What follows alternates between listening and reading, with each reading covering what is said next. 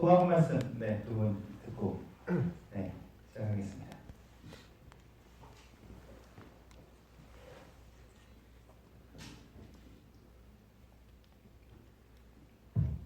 네, 보신 영화 다리 찢는 다음에 두 번째 파트를 만든 연출한 장원재라고 합니다. 와주셔서 감사합니다. 네, 안녕하세요. 저도 장원재 감독님 파트, 두 번째 파트에서 우주총각 태규 역할을 맡은 배우 곽민기입니다. 만나서 반갑습니다.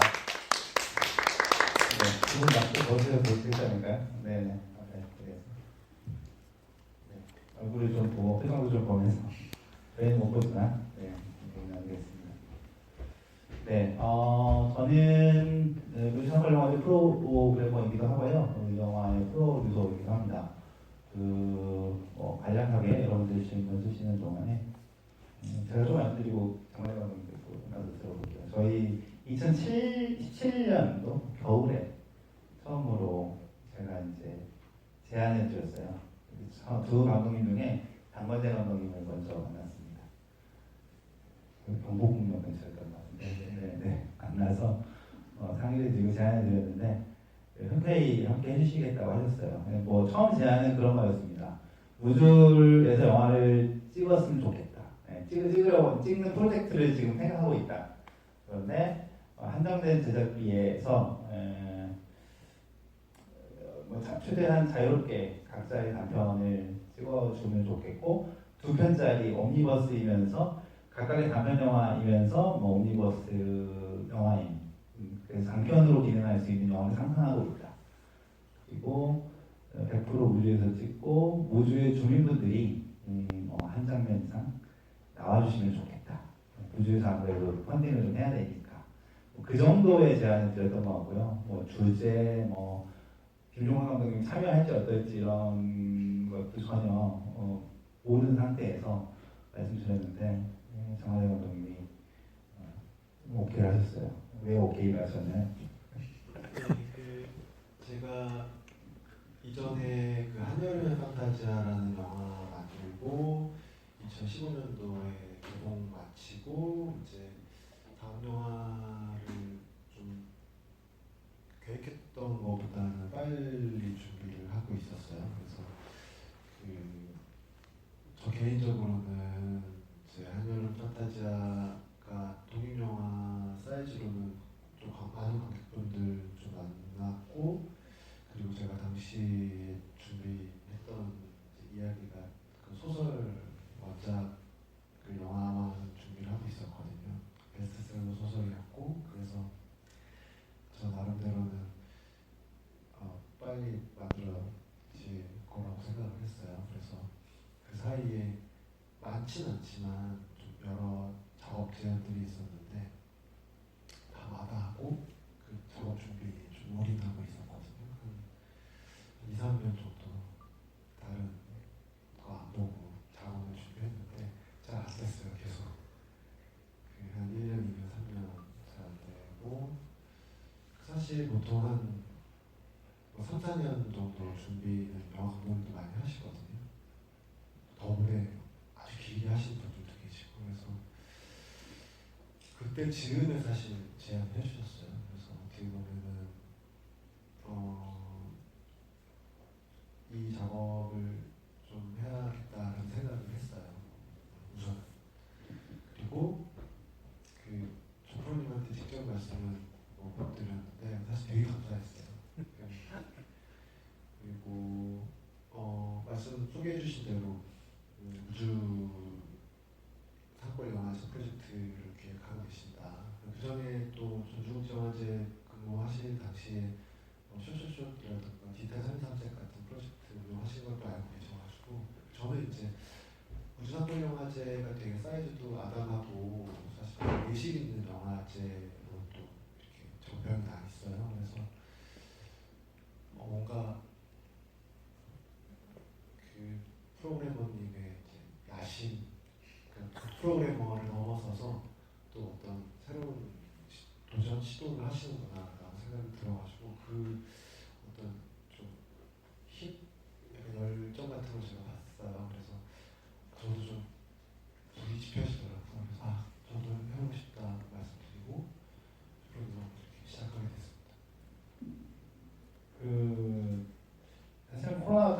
와갖고 이렇게 길게 걸릴지도 몰랐어요. 네, 그러다 보니까 이게 2017년 겨울이었으니까요. 되게 오래전이죠. 그래서 사실은 이렇게 이야기를 듣다 보면 아 저런 이야기가 오갔었나 서로 기억이 잘 안 나는 그런 지점들이 있고 그래서 이렇게 서로의 이야기 듣다가 아 그랬지라고 떠올리는 지점이 있어요. 그래서 이 자리에서 처음으로 관계를 할 때 여쭤봤는데 기억을 못 하시는 거예요. 그래서 아 저도 이제 순간 당황해가지고 아 이게 그렇게 오래된 일이구나라는 생각을 했고요. 제가 어쨌든 이 프로젝트 처음 시작하면서 감독님을 어떤 감독님과 해야 할까 그런 고민을 많이 했고요.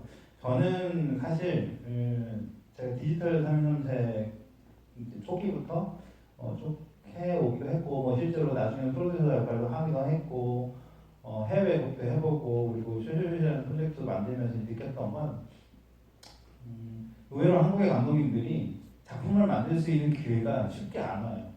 데뷔작을 만들고 나면 본인이 만들어야 되는데 이게 장편 영화는 자꾸 뭔가 이렇게 시간이 걸리고 또 하나의 문제가 영화를 한 3편쯤 만들고 2편, 3편을 만들고 나면 그 감독님들은 더 어려워져요.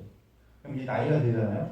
그러면 이제 지원을 내야 되는데 후배들의 눈치도 보이는 감독님도 있고요. 나이가 되면 그래서 어디다 푼 내지도 못해요. 그래서 이제 저는 사실은 제가 뭐 다른 다큐멘터리 관련된 행사도 세팅을 해보고 했지만 그런 것에 조금 계속 신경이 쓰였어요. 그러니까 계속 좀 작업을 할 수 있는 감독님들에게 이런 기회가 왔을 때 아주 적은 돈을 드리는 건 아니니까 뭐 열정페이로 그냥 해달라고 이런 건 아니고 어느 정도 비용을 제작비를 좀 마련해서 같이 좀 협업을 할 수 있고 그 감독님이 본인의 작업을 이어갈 수 있는 어떤 징검다리 혹은 또 다른 기회였으면 좋겠다는 생각은 계속 하고 있었어요. 그리고 또 하나가 이제 무주상벌 영화제를 2013년에 시작하면서 한 3, 4년 지났는데 이제 영화제들이 이렇게 자체적으로 기획해서 하는 프로젝트들이 없어지고 있었어요. 투자 형태로 바뀌거나 아니면 뭔가 이렇게 그런 식으로 이렇게 되게 돈을 투명하게 쉽게 쓸 수 있는 쪽으로. 왜냐면 영화제가 영화를 기획하려면 복잡해요. 돈을 펀딩하고 그거를 쓰고 나중에 이게 정리하기가 그리고 감독 선정하는 것에서부터 2차 같은 거를 통해야 되고 하고 이런 좀 복잡한 절차들이 있어요. 심사위원을 둬야 되고 그러다 보면 기획적인 마인드가 되게 이 투영이 되게 어려운데 저는 이제 무주상벌 영화제는 작은 영화제였기 때문에 제가 좀 핸들할 수 있는 여지가 상대적으로 좀 더 있었고 그래서 좀 그런 좀 프로젝트를 할 때 그런 감독님들과 했으면 좋겠다. 그래서 자기 색깔이 좀 명확한 감독님들, 자기 세계가 있는. 그래서 이제 자연스럽게 장만재 감독님 이후에 김종관 감독님으로 또 연결이 됐던 것 같아요. 그래서 본인들의 색깔이 좀 있으면서 뭐 영화를 또 이렇게 만들었을 때 사람들이 보고 싶어 하기도 하고 그런 프로젝트였으면 좋겠다 이런 생각을 했던 것 같아요. 그래서 저는 김종관 감독님까지 오케이가 났을 때 되게 좋았어요. 왜냐면 약간 내가 생각한 대로 감독님이 더 오케이 했다. 그리고 이렇게 만들면 재미있는 게 나오지 않을까 이런 기대를 했던 거죠.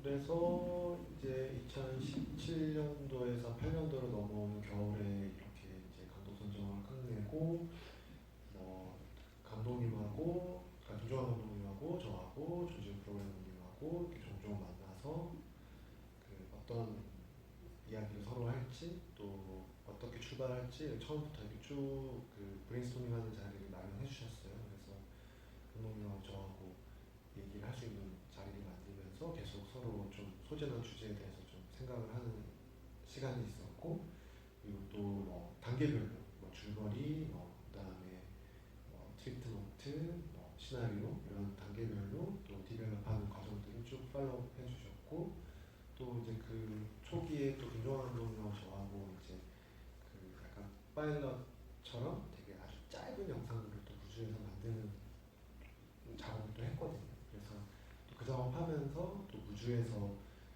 그 작업 자체가 또 무주를 좀 공부하는 시간이 됐습니다. 그리고 아까 제가 서두에 말씀드렸던 것처럼 이제 아무래도 제 처지가 좀 그렇다 보니까 이런 작업들이 막 감독의 야망, 욕망을 막 투사하는 작업도 안 하고 싶었어요. 그래서 이렇게 제안해 주셨을 때 저는 일단 가장 먼저 생각했던 게 이 주어진 조건 또 제 파트너인 김종환도 하고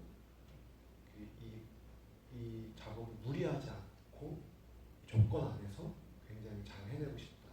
데드라인도 잘 맞추고 그리고 예산도 오버하지 않고 또 이 품을 그러니까 제작 볼륨을 막 되게 키워가지고 그러면 무늬만 무주상권 영화제지, 그러니까 무주상권 프로젝트지 그냥 저 개인의 작업을 막 거기 펼치는 작업을 하지 말자라고 해서 처음에 제안해주셨을 때 떠올렸던 즉각적인 아이디어가 있었는데 그거를 초기에 좀 빨리 폐기했어요. 폐기하고 무주에 사는 사람들의 이야기를 해야겠다.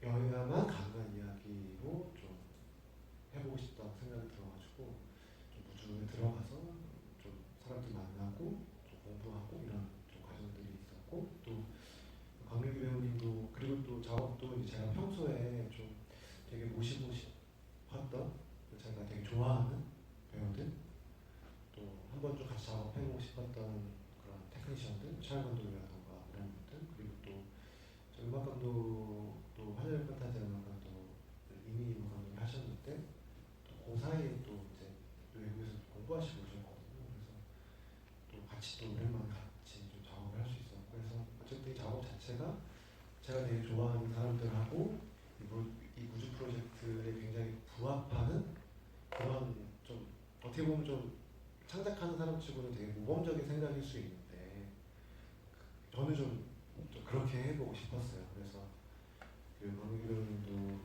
이번 그 다리는 밤을 계기로 작업 계속 좀 하고 있고 앞으로도 또 같이 계획하고 있는 작업도 있고 그래서 그런 계기가 된 작업입니다. 저한테. 저는 되게 고마웠죠. 네. 왜냐면 제안한 사람의 처지나 그런 기획 의도들을 조금 더 고민을 해주시면 저는 제 입장에서는 되게 여러 가지로 감사한 일이었고 그래서 조금 더 이게 약간 밸런스가 맞는 오히려 영화가 나와서 두 개가 그런 면에서 다른 듯 또 비슷하기도 하고 이런 측면이 있어서 결과물적으로도 되게 더 흥미로워지지 않았나? 그래서 장하영 감독님께 되게 여러 가지로 고마운 마음이 많습니다. 권민규 배우님은 처음에 어떻게 제안 받으셨는지 궁금하고, 근데 처음 이제 제안 받고 이야기 듣고 뭐 시나리오 읽었을 때 어떻게 느낌이 왔는지, 그 캐릭터에 대한 이야기 좀 해주시면 어떨까 싶습니다.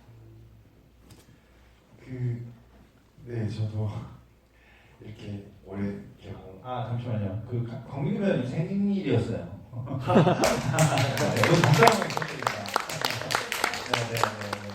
왔는데 흔하지 않은 시기에 생일 축하드려요. 네. 감사합니다. 아무것도 없이 하니까. 저도 이렇게 개봉까지 오래 걸릴 줄 몰랐어요. 이런 팬데믹이 올 줄 몰랐었으니까. 저희가 촬영할 때 당시만 해도 코로나가 없던 세상이었었거든요. 그래서 좀 기억이 잘 안 나기도 해요. 좀 오래된 일이라서. 근데 당시에 이제 정세 감독님한테 연락이 왔었죠. 오고 인사동의 어떤 찻집에서 이제 미팅을 하게 됐었고 감독님께서 글도 보내주셨었고 근데 저한테 이것도 오늘 집이라서 좀 더 솔직하고 좀 새로 생각난 건데 당시에 저와 작업했던 감독님들이 그 감독님 제자예요.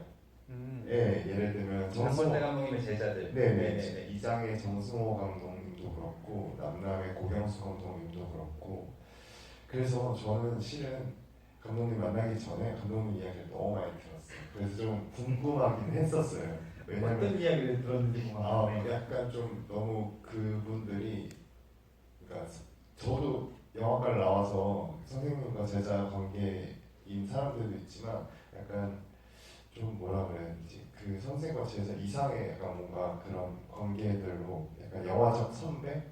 그래서 저도 되게 뵙고 싶었어요. 그런데 딱 이렇게 저한테 작업 제의가 왔었을 때 솔직히 좀 많이 좋았어요. 저도 이거를 감독님한테 직접 얘기를 못 드렸지만 그래서 만나고 또 파트너가 강진아 배우님 있잖아요. 민재 역할로 나온 강진아 배우님도 저와 좀 인연이 있는 배우님이셔서 잘 하고 싶다. 네. 그리고 또 제가 지금 전국 8도를 돌아다니면서 촌놈 역할을 맡고 있거든요. 네. 지금 강원도만 빼놓고 거의 다 했어요. 네. 독도랑 울릉도 빼놓고 다 했는데 무주라는 공간에서 이렇게 잘 섞여서 그 연기를 할 수 있는 것 자체도 저한테 언제 다시 올 수 있을까라는 이런 기회인 것 같기도 해서 작업에 참여하게 되었고 그 프리프로덕션 기간 때 감독님하고 무주에 대해서도 이야기를 많이 하고 또 이 뭐 예를 들면 우리 영화에서 나왔던 백숙 만드는 장면에 대해서도 이야기도 많이 하고 그런 것들을 많이 했던 게 현장에서 많이 참 도움이 됐던 것 같아요. 감독님이 그 무주에 관련된 책도 저희한테 선물을 해주셨거든요. 네, 그것도 읽고 공부를 좀 했었던 것 같아요. 네. 그 감독님은 왜 광교의 배우님을 캐스팅하셨어요? 물론 그때 뭐 아까 저기 해보고 싶은 사람 해봤다고 그동안 작업하고 싶었던 배우들에게 제안을 하겠다고 했는데 사실은 지금 들으신 멤버들은 당시에는 약간 어떤 느낌이냐면 독립영화 배우 어벤져스 약간 그런 느낌 이렇게 되게 중요하신 분들을 싹 모아가지고 단편 팀으로 탁 만든 그런 느낌인데 저 캐릭터에 사실은 다른 인물도 다른 배우들도 있을 수 있을 텐데 네, 뭐 강진아 배우를 또 강진아 배우와 그 황민규 배우의 투톱으로 그 캐릭터에 활용하신 이유가 뭐가? 말씀하신 대로 그 전부터 요구하면서 이제 뵀었고 그리고 이제 그 즈음에 작업하신 영화들이 되게 좋았어요. 아까 얘기하신 그 이장이라는 영화에서의 그 연기라던가 그리고 또 최정 감독님의 파도로 가는 소녀에서의 그런 좀 어떻게 보면 좀 루저 같고 유약한 소년의 얼굴을 아직 좀 하고 있고 그리고 또 사실 이장하고 또 파도를 만난 소녀도 달라요. 그리고 또 그때 봤던 그 강민규 배우님 단편들 되게 인상적이었고 또 이 영화에서는 또 좀 다른 좀 얼굴로 좀 등장을 한번 해봤으면 좋겠다. 그리고 그 영화는 민재를 중심으로 흘러가기는 하지만 그 또 보통 이제 좀 뭐라고 해야 될까요? 좀 어떤 면에서 좀 바보 같은 남자친구 역할도 되게 잘 하셔가지고 이번 영화에서는 좀 멋있게 나왔으면 좋겠다. 좀 시골 무주에 사는 소년이지만 그런 좀 주문 드렸어요. 그래서 그런 얼굴 한번 담아보고 싶었고 그리고 뭐 얘기 나온 김에 뭐 강사배우 안 계시지만 강사배우도 저는 좀 한강에게에서 되게 인상적으로 연기를 봤거든요. 그리고 그 강사배우는 연기도 연기고 그러니까 클로즈업하고 풀샷하고 되게 다른 배우거든요. 저한테는. 그래서 강사배우는 풀샷을 제가 되게 좋아해요. 그 걸어가는 힘이라든가 성큼성큼 걷는 그런 걸음을 되게 좋아하고 한혜 배우님도 제가 그 당시에 봤던 그 증언이라는 단편 영화를 되게 인상적으로 봤어요. 그래서 그 배우님들을 좀 곱게 좀 모시고 싶었고 대신 이제 한혜 배우님은 이제 좀 출연 분량이 적기 때문에 이 부분을 어떻게 좀 되게 적지만 되게 중요한 역할이어서 그 부분을 이 경위에 대해서 좀 설명 좀 많이 드렸던 것 같고 그래서 지금도 그때도 이 배우님들은 다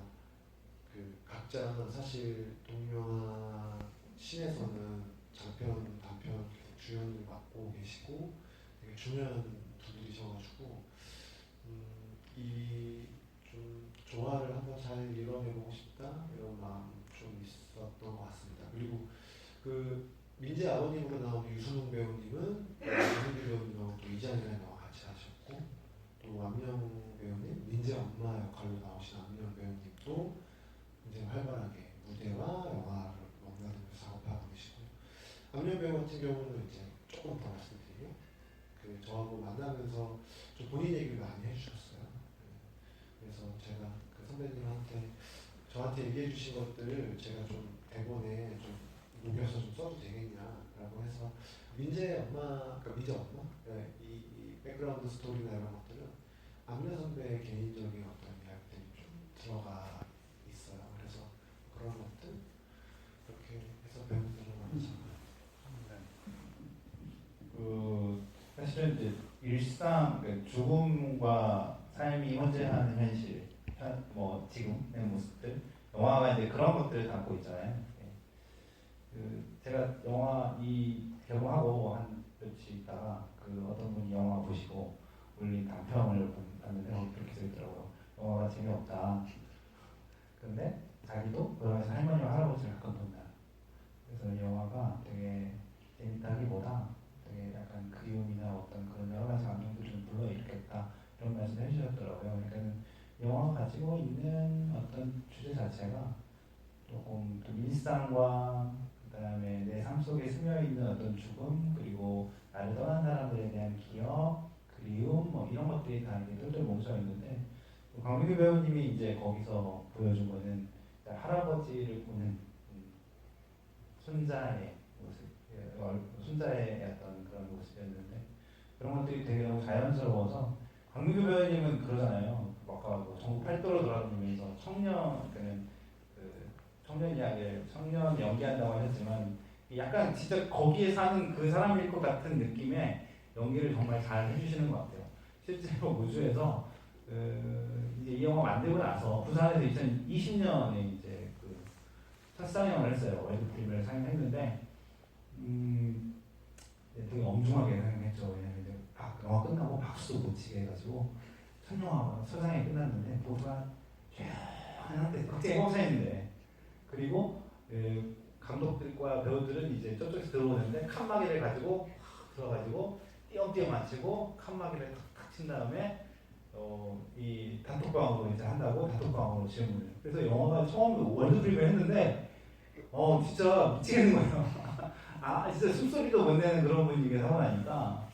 그런데 이제 그 무렵에 이제 부산에 초청을 받았다 그러니까 우주에서 궁금해 하더라고요. 그래서 우주에 공무원, 나이 드신 공무원분들을 모시고 영화를 틀었어요.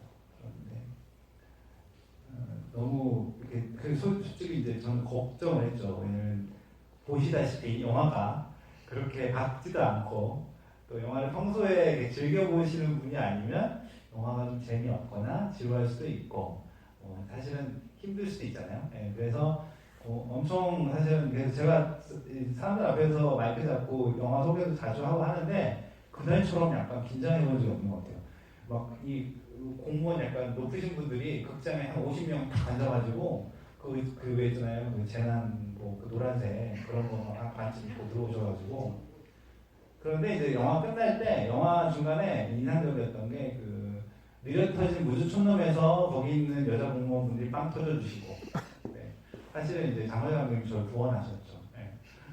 왜냐면 거기가 공무원분들 나오니까 그렇고 영화 끝나고 나서 제가 들었던 말 중에 저 배우는 누구냐, 실제로 무주에 사냐 이런 질문을 그래서 아주 실감나게 그런 질문을 받아서 강민규 배우님의 좀 칭찬 아닌 칭찬을 제가 간접적으로 들었던 기억이 있습니다. 저희 믹싱 기사님 김종환 감독님과 저 스텝이 겹치는 사람은 유일하게 사운드 믹싱 기사님이신데 그 기사님도 저한테 권민규 배우님 콕 집어서 저분 무슨 분이시냐고 굉장히 유명한 배우예요. 그 기사님도 동료하고 되게 많이 하시면서 우리 되게 열심히 일해야겠다 하면서 칭찬이잖아요. 영화마다 사는 것 같아요. 네? 영화마다 사시는 것 같아요. 예. 거기 프로. 예. 근데 다시 뼛속까지 강남 출신이에요. 청담고등학교. 죄송합니다. 아니 꼭 개봉할 신박한 겨울이죠. 꼭 개봉하는데 그 영화도 보세요. 그 영화도 또 거기 사시는 이분이 경상도거든요. 네, 거기 사는 사람 같은 느낌으로 또 멋지게 연기하십니다. 저도 그 영화 좋아하는데 꼭 챙겨주시면 좋을 것 같아요. 네, 강민규 배우님은 영화 찍으시면서 딱 보셔서 아시겠지만 안소희 배우님은 영화 찍으면서 되게 힘들었을 것 같잖아요. 막 자기 먹도 졸라야 되고 도대체 김종원 감독은 우주에서 어디서 그런 집을 찾았는지 그렇게 반쯤 무너져가지고 밖에 보이는 집을 찾아서 거기에 배우들 다 불러서 실제로 그렇게 찍고 있는 걸 보고 진짜 놀랐어요. 가서. 왜냐면 도대체 어디서 찾은 거야 이런 데를. 근데 어쨌든 그렇게 그런 환경에서 찍다 보니까 그리고 겨울이었고 그리고 그때가 코로나가 터진 직후였어요. 그래서 분위기도 별로 안 좋았어요. 그래서 여러분들이 보신 영화의 겨울 장면, 김종환 감독님 파트는 코로나가 터진 다음이고요. 직후고 장원영 감독님은 코로나 터지기 전이에요. 그래서 어떻게 보면 이제 그 영화적인 느낌도 그렇지만 그걸 또 알고 생각을 해보면 코로나 이전에 어느 정도 이렇게 우리의 삶이 좀 활기찼는지 그런 것도 좀 함께 느낄 수 있을 것 같은데 근데 이제 상대적으로 보면 이 장원영 감독님 팀은 코로나도 없었고 또 미리 또 가셔서 또 우주에서 좀 돌아다니셨고 그리고 백수도 먹고 공수도 먹고 상대적으로 좀 분위기가 좋지 않았을까 싶은데 어떻게 영화 찍으시면서 특히 먹는 장면 이런 거 어떻게 준비하시는지 궁금합니다. 이제 저희는 되게 행복하게 약간 뭐라 해야 되지? 약간 휴가 같은 촬영이었던 것 같아요. 많이 정말 아까 감독님께서 얘기하신 대로 막 제작 과정을 막 오버하면서 뭔가 그런 촬영장이 아니라 주어진 안에서 되게 그렇다고 뭐 놀면서 촬영한 건 아니지만 열심히 그 무주를 즐기면서 촬영을 할 수 있었던 것 같아요. 저는 그 만나는 인물이 거의 민재와 거의 만나는 장면이어서 아무래도 민재 역할의 강진아 배우님과 호흡을 맞추는 것에 좀 신경을 많이 썼고 또 지금 생각해 보면 태규라는 인물이 민재가 서울에 갔다가 다시 돌아와서 무주 안에서 그래도 나름의 안정감을 가지고 살아갈 수 있게 옆에 있어주는 좋은 파트너잖아요. 네, 그렇기 때문에 그런 것들 좀 많이 생각했었던 것 같아요. 감독님께서 아까 얘기하셨지만 제가 기존에 보여줬던 캐릭터와 좀 다른 좀 멋짐을 보고 싶다, 박민규 배우의 멋짐을 보고 싶다 얘기했었을 때도 머릿속으로는 좀 그런 고민이 있었던 것 같아요. 도대체 멋짐을 연기한다는 게 무엇인가? 내가 그거에 대한 좀 고민이 있었었는데 그거는 아마 민재를 편안하게 해줄 수 있는 태규이면은 좋지 않을까. 그런 지점에서 저의 관성들을 좀 제거하는 데에 좀 약간 어려움이 있었었는데 이제 그런 것들 좀 많이 생각하고 관성을 제거했다고 해야 될까? 관성이라는 게 뭔지 이야기해 주세요. 뭐 제가 기존에 연기했던 캐릭터에서 보여줬던 그런 어리광이라든지 아니면 약간 좀 미숙함이라든지 그런 것들을 걸음걸이나 말투나 그 민재와의 분위기 속에서도 조금 담길 때 감독님이 이렇게 코칭을 해주셨던 것 같고 저도 그런 거 좀 신경을 많이 썼고 그리고 저도 제 그냥 자연인 광민규로서의 삶 속에서 연인들 저도 여자친구 있었으니까 네 연인들과 지냈던 시간들 속에서 그러한 안정감이나 편안함 그리고 좀 행복감을 줬던 순간들이 언제였을까라는 것도 생각해보고 미리 무주에 갔었을 때도 그 무주 안에서 지내는 시간에서 그런 것들을 생각했었던 것 같아요. 이건 좀 약간 첨언인데 제가 최근에 그 작업을 하기 위해서 그 시골에서 한 숙소를 제가 구해가지고 시골 생활을 해봤어요. 처음으로 전원 생활을 해봤는데 젊은 사람들이 살기에는 무주도 그렇고 제가 있던 곳은 구례였는데 굉장히 외로워요. 왜냐하면 혼자이면은 좀 많이 외롭더라고요. 저도 전원생활 엄청 꿈꾸면서 가서 좀 서울하고는 다른 그런 복잡한 것들 안 볼 수도 있고 또 내용 사이도 안 보고 편안할 줄 알았는데 굉장히 외롭더라고요. 진짜 실제로 또 젊은 사람들이 잘 없어요. 젊은 사람들 다 서울로 올라간 그 굴에 사는 사람들한테 이야기 들었었거든요. 근데 민재가 여기 와서 정착하면서 무주천국을 만나서 살고 있다는 거는 좋은 파트너가 있었기 때문에 가능하지 않았을까라는 걸 최근에 제 경험과 영화를 보고 나서 그런 생각이 들었던 것 같아요. 네. 되게 막연하게 어떤 이미지로 귀농 귀촌을 하시는 거죠. 전원 대화를 해보시는 분들이 전원집을 지으시면 100% 다시 돌아오신다고 하더라고요. 네. 생각만큼 우아하지 않고 생각보다 훨씬 더 일이 많고 그리고 생각보다 훨씬 더 벌레가 많고 그래서 그런 여러 현실적인 문제 때문에 힘들다고 하시더라고요. 네, 더 이야기를 이어가기 전에 여기 관계분들 남기신 이야기를 읽어가면서 거기서 이제 또 받아서 좀 진행을 해보면 좋을 것 같아요. 먼저 민규님 두 번째 얼굴 보기 좋고 베스티지 이분께서 첫 번째 볼 때는 딥하고 다크하지만 그리고 어린 시절 내 고향 근처라 반갑고 고향이 근처시군요. 제목이 마음에 들었고 라이브 톡이라 결제 또 네, 얼굴 마스크와 모자 쓰시고 인원도 많아 듣기에 집중하고 그랬답니다. 네. 두 번째 볼 때, 두 번째 보셨나요? 그리고 세 번째, 그렇군요. 두 번째 볼 때는 아예 마음 먹고 몰두해 보기로 하고 들어가 보니 안 보이던 것이 보이기 시작했다. 무녀로서, 엄마로서 딸을 보내고 추모하는 그 딸이 자기 자신을 드러내는 참 깊은 따스함이 묻어났고, 두 번째 파트를 두 번째 볼 때에는 그림 같은 풍경의 일상적인 모습에서 할아버지가 보이는 할머니가 안타까워서 함께 기다리시는 또 따스함이 스며왔다. 네. 그리고 칭찬도 해주셨습니다. 네, 여기 마스크 벗은 얼굴처럼 화냈다. 뭐 이런 말씀도 해주셨고요. 네. 세 번째 볼 때는 내가 거기 사는 사람 같기도 했다. 네, 이런 말씀도 해주셨네요. 결혼식이나 네, 어떤 분인지 여쭤보지는 않겠지만 너무 감사합니다. 네, 저희 영화 많이 보면 많이 본 만큼 더 보인다는 말씀들을 해주십니다. 그래서 한 번씩 더 봐주시면 좋겠고요. 네. 음용 없는 피치님께서 질문이 있네요. 이 중간에 나온 유순용 배우님은 민재를 대할 때 그냥 동네 아저씨처럼 대했고 민재 또한 동네 아저씨를 대할 때 대사를 주고받던데 마지막에 크레딧을 보니 민재 아빠 역으로 되어 있던데 그걸 보고 머리가 띵했습니다. 일부러 그렇게 연출하신 건지 그렇게 연출을 한 감독님의 생각을 알고 싶습니다. 예, 자세히 봐주셔서 감사하고요. 민재 아버지는 3번 나옵니다. 민재한테 담배불을 흘리면서 한 번 등장하시고 그 다음에 밤에 혼자 부엌에서 술을 먹고 있는 아내 얼굴 눈앞에 한 번 등장하고 그 다음에 이제 마지막 거리에 할머니 할아버지 사이에 이렇게 서 계시는데요.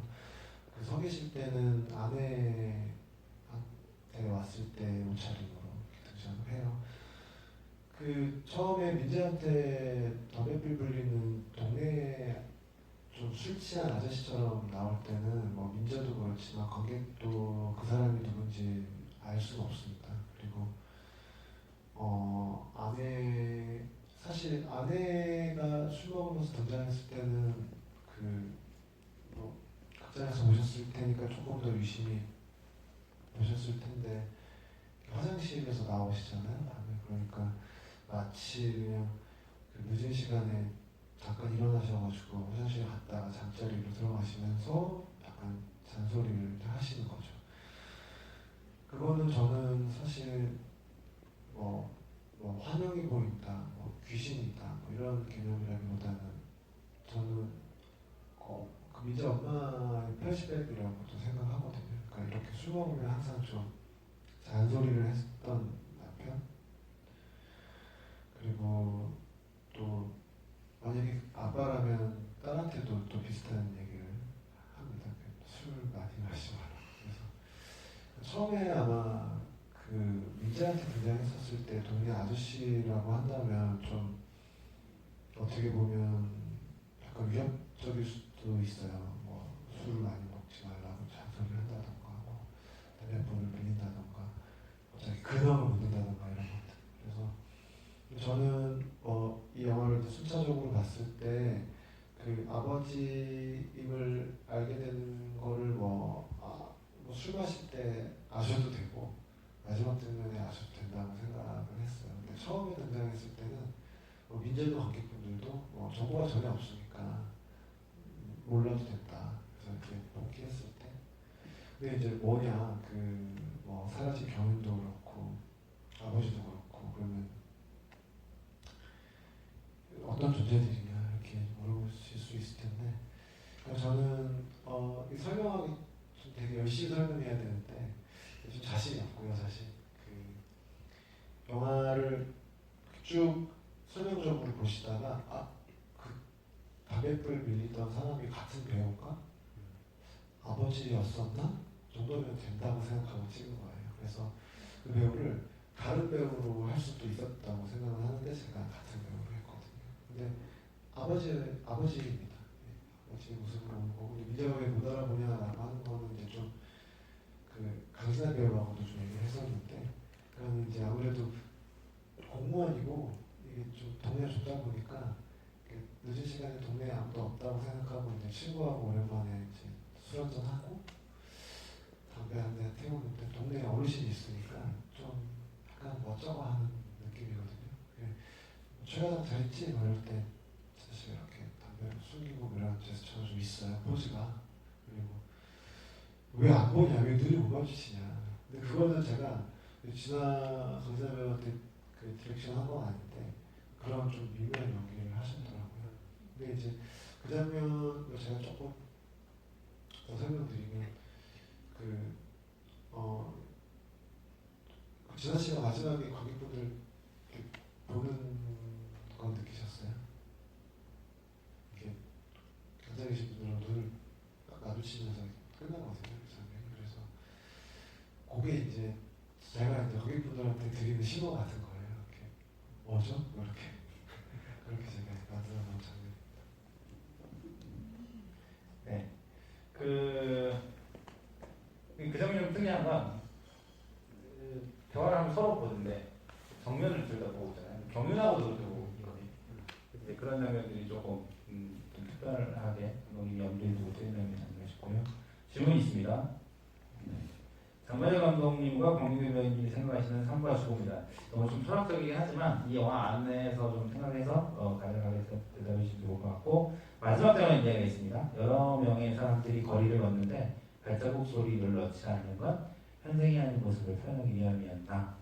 네, 디테일하게 보셨네요. 그리고 3번 전람도의 막공하는 제목 중에 무주라는 걸 선택하게 된 계기는 제가 무주상관제 일하고 있고 제가 제안을 드렸기 때문입니다. 4번 네 번째 질문은 장마재 감독님과 강민규 배우님은 영화를 보고 난 후 지금 행복하신가요?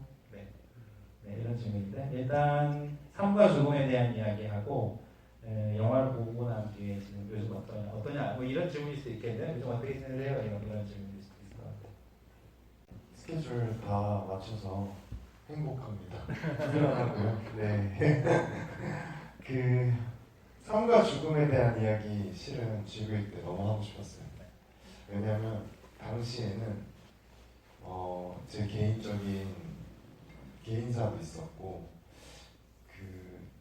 죽음이라는 게 주변에서 일어나는 시점의 나이에 이제 접어들었거든요. 그래서 되게 무섭거나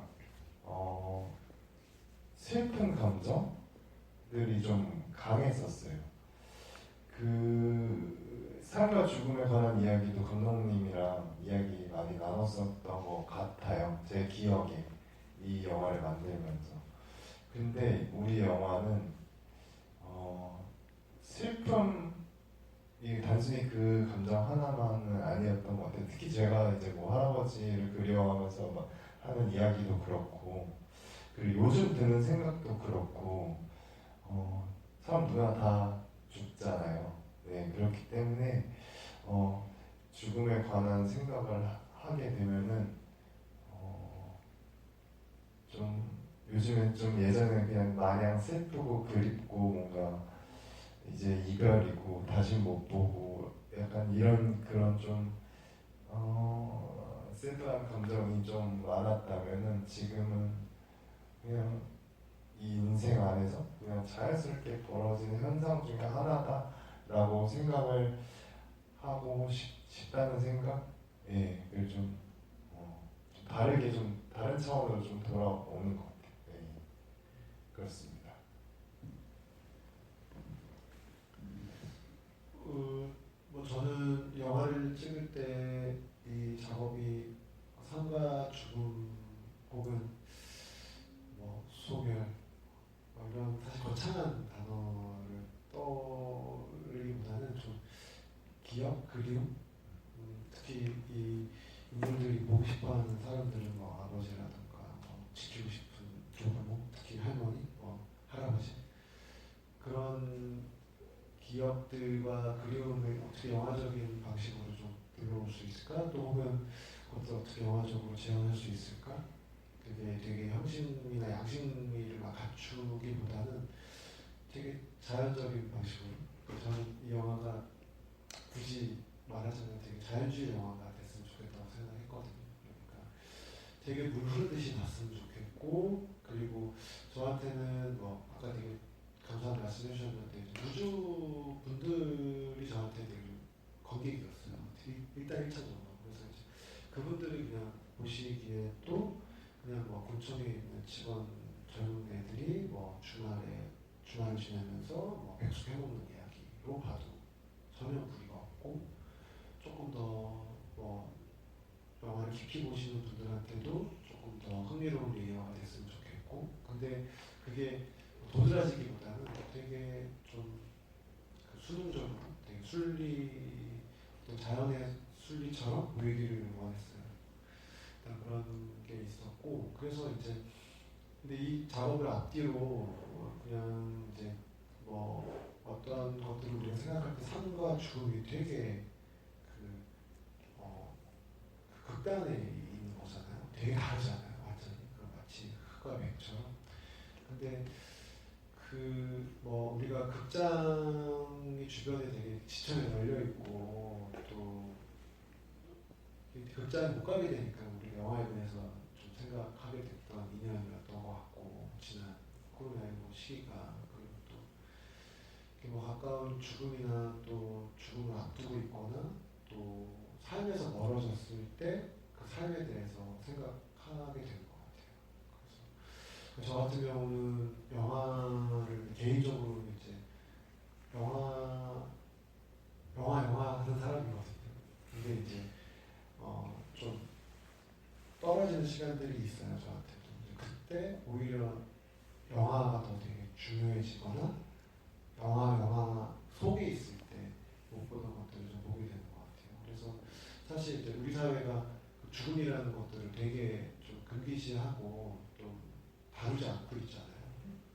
최근에 이제 전이고다른 감독이 지난주에 돌아가셨잖아요. 그래서 이제 그 조력 락사 하셨는데 보면서 그 항상 저분이 살아계신다는 게 되게 언제나 불사조처럼 만들어 가실 것 같은 분이었는데 막상 뭐 고다르에 대해서 지난 10년간 되게 진지하게 생각해 본 적 없거든요. 약간 영화들을 봤지만 근데 제가 지지난주에 고다르 유튜브에 있는 고다르 인터뷰라던가 단편이라든가 이런 것들을 좀 계속 좀 봤어요. 보면서 되게 중요한 사람이었구나.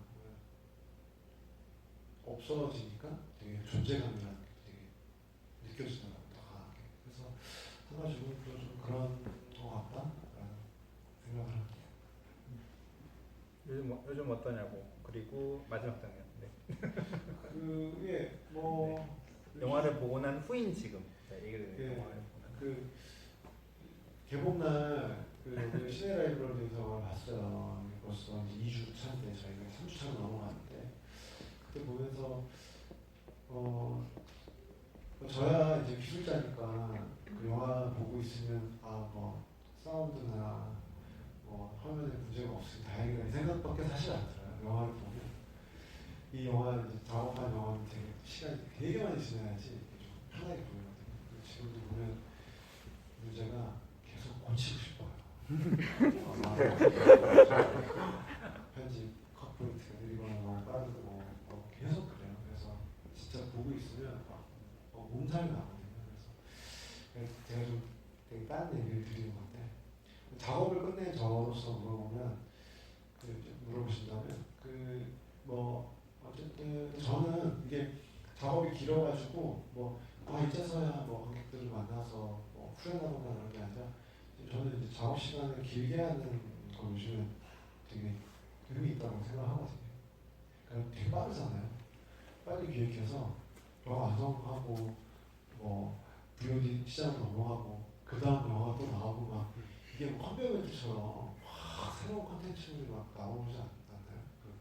뭘 보려고 하면 이미 유행이 지나가 있고 이런 속도감이 있잖아요. 그래서 그런 속도감으로 비춰서 달리는 밤은 정말 무주의 시간처럼 저희한테는 되게 하나하나 한 단계 한 단계 되게 오랫동안 꾹꾹 눌러서 손편지처럼 이렇게 관객분들하고 만나는 느낌이에요. 그래서 코로나 이전에 만들었지만 저는 이제 그때 기획하고 촬영하고 지금 이 과정까지가 그렇게 막 길거나 지루하진 않고 그냥 되게 하나하나 꼼꼼히 다 좀 스태프분들하고 완성을 한 것 같아요. 그래서 그런 과정들이 되게 좋고 그리고 어쨌든 영화 작업을 한다는 것 자체가 이제 시간 같이 보낸다.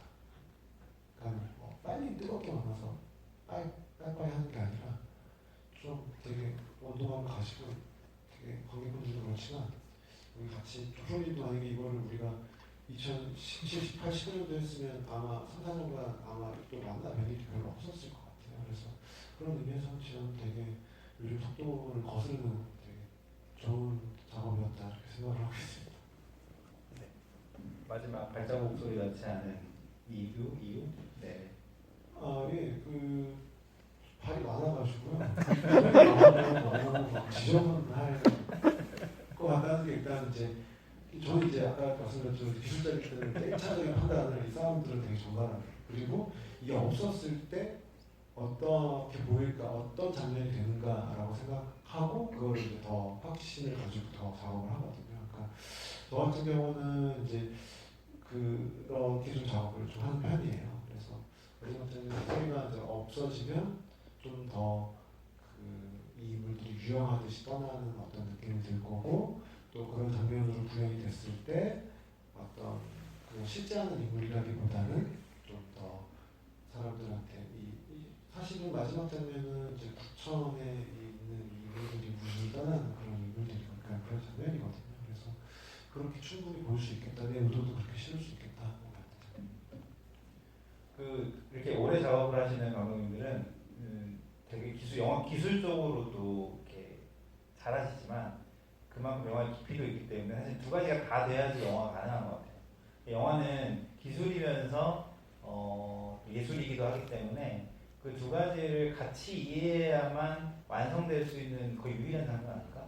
그래서 기술에 대한 이해가 높을수록 표현에 대한 어떤 가능성도 높아지고 이런 게 아닐까라는 생각을 좀 합니다. 삶과 죽음 이해가 나와서 그런데 이게 이제 이야기를 한 1년쯤 저희가 한 달에 한 번 만났거든요. 자꾸 뭐가 안 나오더라고요. 그래서 매번 우리 어디 만나자 그러면 이제 금목궁역 근처에서 만나가지고 어떻게 하실래요? 물어보고 어떤 생각이세요? 아이디어를 모았는데 김종환 감독이 그 시기에 밤을 걷다, 페르소나 이런 영화들을 찍고 있었고 조제를 준비하고 있었어요. 그래서 약간 뭐라고 해야 되나 죽음, 삶 이런 거에 대한 관심이 많았고 그래서 어느 순간인가 먼저 유령 이런 단어를 이렇게 이야기를 했어요. 근데 저는 사실 그거 했을 때 장권재 감독님이 받아서 이렇게 밀어낼 줄 알았어요. 나는 별 관심 없어요. 근데 어느 순간인가 시간이 지나는데 둘이 의견이 약간 만나기 시작하는 거예요. 그래서 그 한 번 내에서 상상이 자연스럽게 진행이 됐어요. 물론 장권재 감독님 성격이 잘 받아주시기 때문에 내가 이 영화 안에서 이렇게 해봐야겠다고 생각했을 수도 있는데 뭔가 이게 자연스럽게 그 주제 쪽으로 흘러가는 게 좀 느꼈어요. 근데 저는 그게 조금 그래서 저는 그 시기에 저도 세월호 이후의 영화들에 대해서 좀 관심이 많았었는데 왜냐면 한국이 가지고 있는 기본적인 좀 그런 것들이 있는데요. 그 세월호를 배의 이미지로 기억하잖아요. 근데 저는 대한민국 모든 사람들이 다 약간 트라우마가 있다고 해놓은 이유 중에 하나가 그 안에 300명이 넘는 아이들이 있었거든요. 근데 우리는 그걸 실시간으로 계속 봤거든요. 일주일 넘도록. 그럼 계속. 근데 모두가 아는데 모르는 척해요. 모두가 아는데. 그거를 어떤 식으로 인식하고 그에 대해서 어떤 의견을 갖고 있는 거 관계없이 저는 약간 모두가 다 그런 이미지를 갖고 평생을 살게 됐다고 생각을 해요. 그 시간 이후로. 그런데 그래서 이제 삶과 죽음을 다루는 한국 영화의 여러 가지 이 것들에 대해서 관심이 되게 많던 시기였고 그게 한 1, 2년 전부터 그런 좀 의식적으로 왜냐면 9.11 이후에 한 3, 4년 지나면서부터 미국에 굉장히 좋은 영화들이 많이 나왔었거든요. 꼭 9.11을 떠올리지 않더라도 그래서 약간 그런 데 좀 관심이 있었던 찰나에 이런 게 좀 자연스럽게 나오는 걸 보면서 뭐 이게 직접적으로 연결되고 이런 문제가 아니라 약간 이런 문제에 대해서 자연스럽게 관심이 가져지는 시기인가? 뭐 이런 생각을 그냥 좀 멀찌감치 했던 것 같아요. 그래서 저는 이 주제가 나왔을 때 감독님 저한테 너 괜찮겠냐 잠깐 물어봤거든요. 너 무지에서 돈 받아서 영화 우리랑 만드는데 이렇게 어두워서 괜찮겠냐 이런 식의 뉘앙스의 말씀 많이 하셨는데 종종 하셨는데 저는 크게 개의치 않았던 것 같습니다. 예. 이렇게 자연스럽게 다뤄주는 게 좋지 않을까? 뭐 이런 생각들을 했고 저는 제 기준에서는 되게 좀 좋은 결과물이 나온 게 아닌가라고 생각하고 있습니다. 이게 이제 뭐 우주산골 영화제 프로젝트이면서 또 이제 지역에 이제 분들이 보실 거니까 감독님하고 이제 얘기 나누면서 우주가 너무 귀기스러운 동네로 관공서에 분들이 보시면서 우주를 귀신이야 그러시네요. 우리가 이제 상상을 하면서 또 뭐 곡성 같은 영화도 사실 되게 무시무시한 영화인데 곡성 그 군수님께서 또 그 쓰신 컬럼도 되게 유명하잖아요. 그것 때문에 이 마을이 또 되게 그 어떤 좀 그런 곳이 되었다라고 해서 이제 그러면서 이제 프로듀서이신 이제 조 프로님께서 이제 이 두 창작자들의 어떤 창작의 자유를 되게 많이 보장해 주셨어요. 그거 걱정하지 말고 언제나 영화를 잘 만들어 달라 이 주문을 계속 하셨고 저희는 그런 거 사전 검열하지 않고 작업할 수 있었던 것 같아요. 가끔씩 또 안 좋은 의견을 저한테 들려주세요. 우주 주민분들께서 야 너무 귀신이 막 돌아다니고 그러는 거 아니냐. 제가 항상 말씀드리는 게 사실은 시골에 가보시면 아시는데 그 두 가지 이미지가 같이 있어요 실제로. 겨울에 이렇게 되게 가면 엄청 쓸쓸하고 사람 아무도 없고 여기 사람 살까는 이러고 싶은데 여름이 되고 뭔가 행사가 있으면 사람이 많아지고 나뭇잎이 풍성해지고 초록빛이 돋아면 또 다른 공간이 되거든요. 그래서 저는 이 영화가 간접적으로는 되게 그 시골 우리나라의 이렇게 도시가 아닌 지역에 되게 실질적인 어떤 그런 느낌을 담아내지 않았나 이런 생각도 들어요.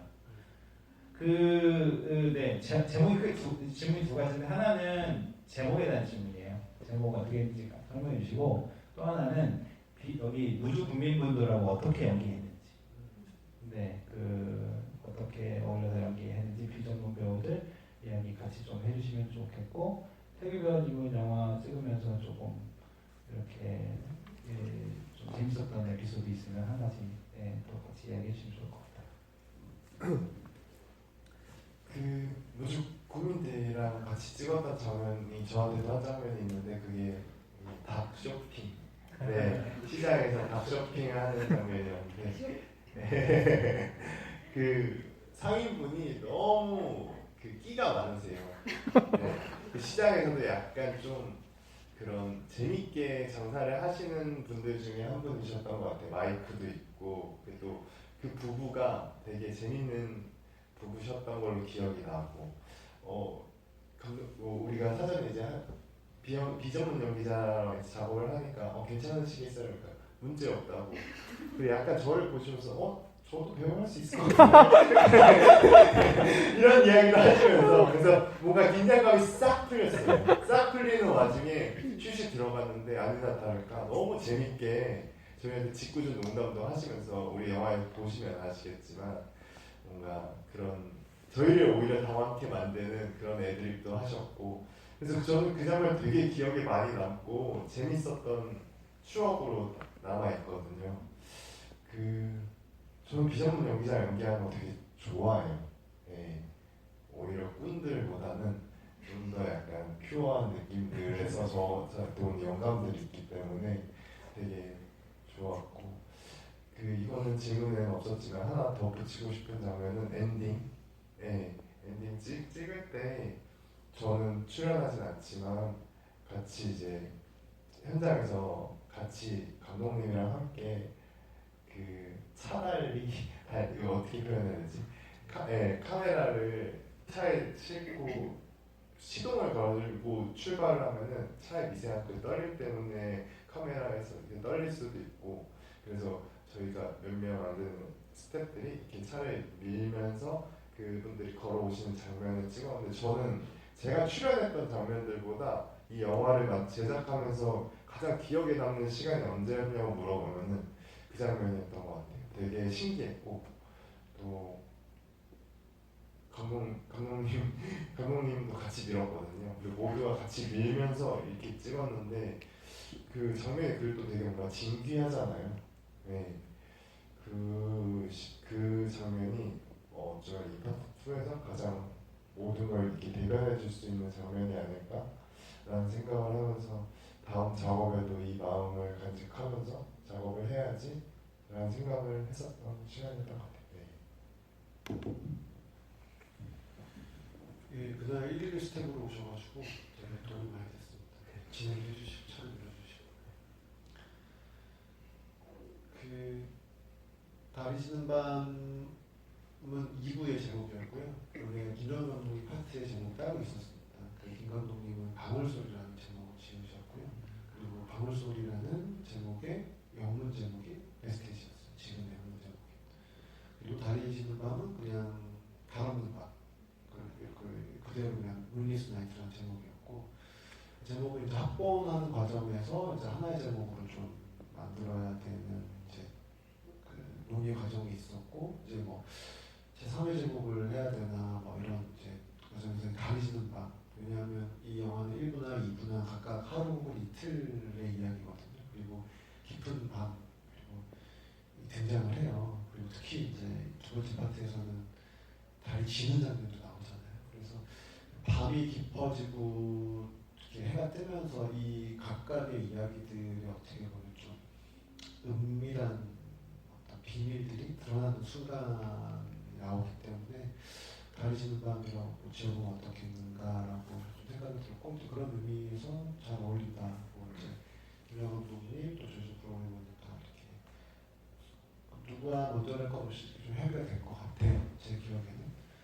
그리고 없는 제목은 이제 아까 이제 김영환 감독님 파트에 붙여 있었던 것처럼 이제 자취, 흔적 이런 뜻을 갖고 있는 영어 단어라고 합니다. 그래서 이 비어 있는 공간, 또 남아 있는 사람들, 이런 취치, 흔적 이런 어떤 단어의 뜻이 한글 제목과 맞지는 않지만 서로 다른 중의적인 의미들을 다 갖고 있기 때문에 잘 어울리는 제목이다 생각하고 지어냈고, 그 다음에 김영환 감독님 파트의 달은 이제 저가 이제 찍은 달들이 좀 많았거든요. 그래서 이제 달을 빌려드렸어요. 그래서 이제 김영환 감독님 달은 저쪽에서 대여한 달.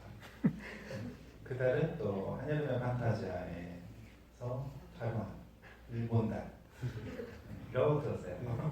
무지에서도 달을 많이 찍었는데 그 달이 찍기가 생각보다 되게 어려워요. 그래서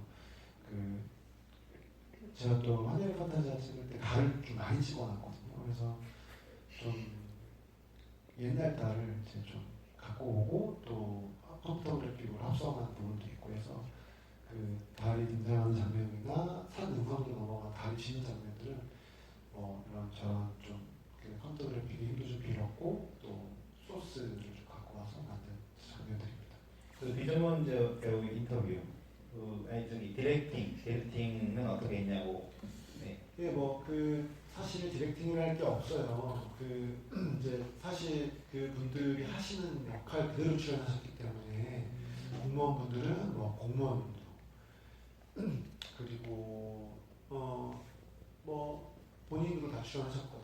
그렇기 때문에 이제 그분들이 평소에 어떤 업무를 하시는지 좀 여쭤봤고, 그 그 다음에 좀 그 강진아 배우와 같이 그 노인집 찾아다니시는 분은 공무원 분은 아니고 이제 공무원 복지사 쪽에서 복지과에서 이제 관련해서 일하시는 분인데 여름에 이제 식사 잘 하시는지 또 뭐 건강하신지 이런 것들 이제 혼자 사시는 분들 찾아다니시는 분이세요. 그래서 저희 강진아 배우가 또 그분하고 며칠 같이 보냈어요 시간.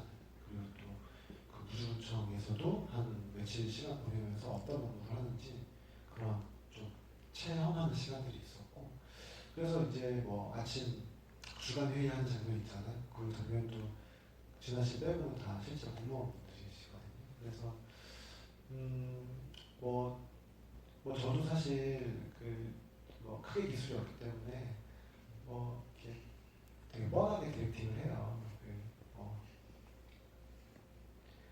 그런 말 하고 싶지 않은데 자연스럽게 해주세요. 이런 말.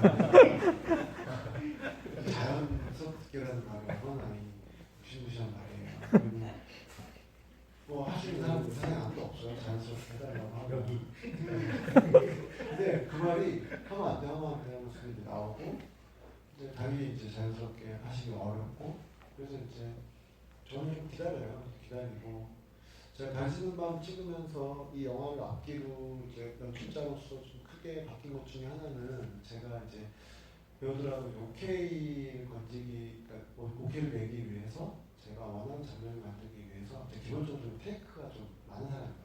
테이크가 이제 같은 장면을 반복해서 찍는 장면을 얘기하는데 예전에는 이제 그 오케이가 날 때까지 뭐 20번이고 30번이고 40번이고 60번 찍은 적도 있거든요. 그래서 잘하는 건 아닌데 60번 스탠리 큐브릭 감독님 127번 찍고 이러시는 분들 계시는데 어쨌든 지금은 찍다가 안 되면 그 장면 포기해요. 네, 포기해요. 근데 이제 그게 포기를 위한 포기는 아니고요. 포기하고 다른 방법을 좀 찾아요. 그러면 그 포기한 경험을 가지고 다른 장면을 찍어요. 그럴 때는 이제 뭐 대본에 없던 걸 하기도 하고 여러 가지 시도를 하는데 그 방법이 비전문 배우들하고 작업할 때도 조금 저한테는 어떤 툴이 돼요. 무슨 뜻이냐면 이분들이 뭐 되게 불편하거나 자연스럽게 안 되거나 뭐 그러면 그냥 안 찍을 수 있다고 생각하고 기다려요. 그리고 안 찍히면 그냥 포기해요. 근데 포기할 때쯤 찍힐 때도 있고 포기하고 다음에 다시 찍거나 다른 장면을 찍으면 대체로 오케이가 나더라고요.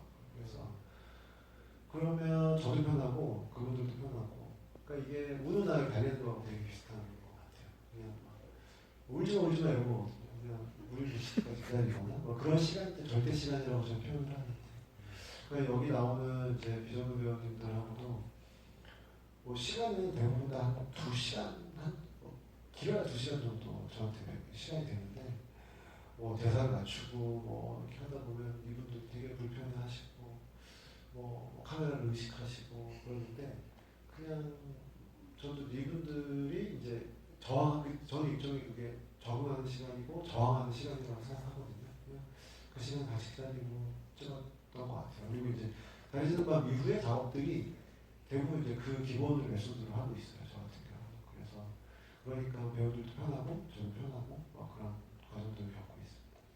강민규 배우님이 현장이 좋으셨던 이유가 있네요. 네, 전에 장건희 감독님 만났으면 30번씩 찍으셨을 수도 있겠어요.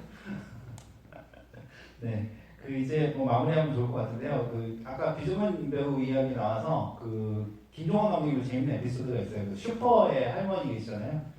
그 할머니 찍으셨는데 그 할머니를 이제 마음에 들어서 찍자고 하고 다음날 오셨대요. 근데 이 할머님이 이제 이 카메라에 나온다고 하니까 영화에 나온다고 하니까 그 화장을 이렇게 곱게 하시고 등장에 감독님 말로 빨간 타이기를 신고 오셨대요. 그래서 감독님이 도저히 안 되겠다 해서 그 오시는 그 손님, 슈퍼의 손님분을 앉혀두시고 찍으셨다는 또 이야기를 들려주셨어요. 이게 시골분들한테 또 카메라가 되게 또 중요한 거기 때문에 그런 에피소드 있었다고 합니다.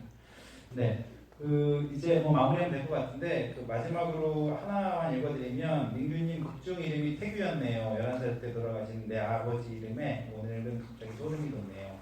너무 그립습니다. 너무 네, 사실은 이 그리움에 대한 영화이기도 한 것 같아요. 네, 그래서 이 영화가 여러분들이 한때 옆에 있었던 혹은 지금 있지 않은 많은 분들도 기억하는 그런 영화였으면 좋겠고, 또 여러분들이 계속 영화가 끝나고 머릿속에 남아서 여러분들에게 말을 거는 영화였으면 좋겠다는 생각을 합니다.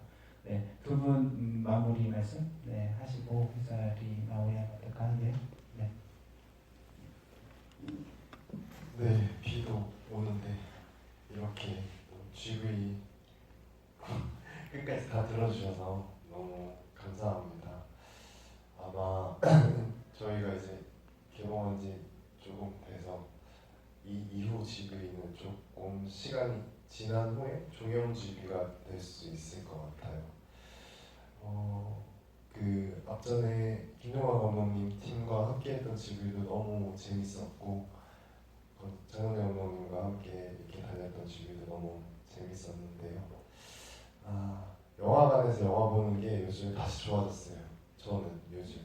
그래서 좀 영화관 자주 다니려고요. 그렇습니다. 오늘 와주셔서 너무 감사합니다.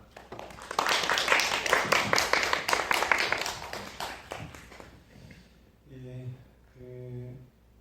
극장 찾아주셔서 감사드리고, 그리고 또 오늘 휴일에 그 여러 일들이 많으실 텐데요.